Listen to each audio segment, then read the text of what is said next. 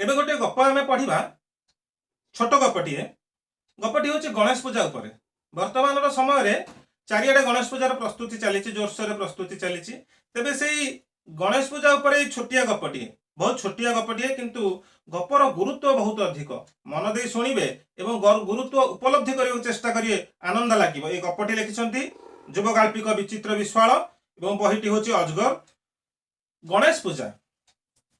गणेश पूजा पाई सब व्यवस्था हो सारी ए वर्ष टिके बड़ आकार रे पूजार आयोजन हेउछि। मासे आगरु चांदा आदाय चलीथिला बेस मोटा रकमर चांदा भी आदाय होइछि। पूरा एरिया रे सबुठारु बड़ होइछि एही युवक संघर गणेश पूजा मेढ़। युवक माने बड़ तत्परतार सह अपेक्षा करिसंति केतेबेले पूजा सरिले आरंभ हेबो असल काम। भल रकमर चांदा आदाय होइथिबारु ए वर्ष भल मेलोडी पार्टीर व्यवस्था भी होइछि। पुष्पांजलि और भोगखिया कामटा सरीजिबा परे भोजी भात बोतल खोला और तापरे रंगारंग मेलोडी।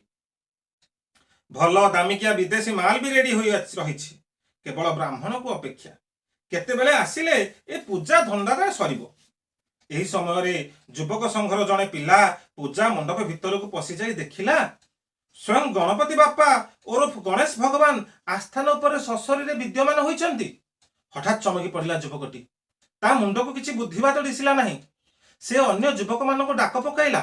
युवक संघर अन्य सब सभ्य माने पहुंची समान अवस्था देखिले गणेश मूर्ति स्थान रे स्वयं गणेश चिंतामग्न मुद्रा रे बसिछंती। युवक मानकर हालुक सुखीगला।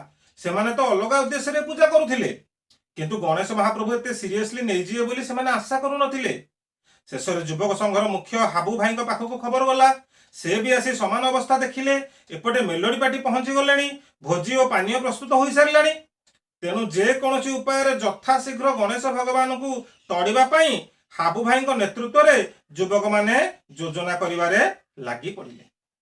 बुझिले। नमस्कार।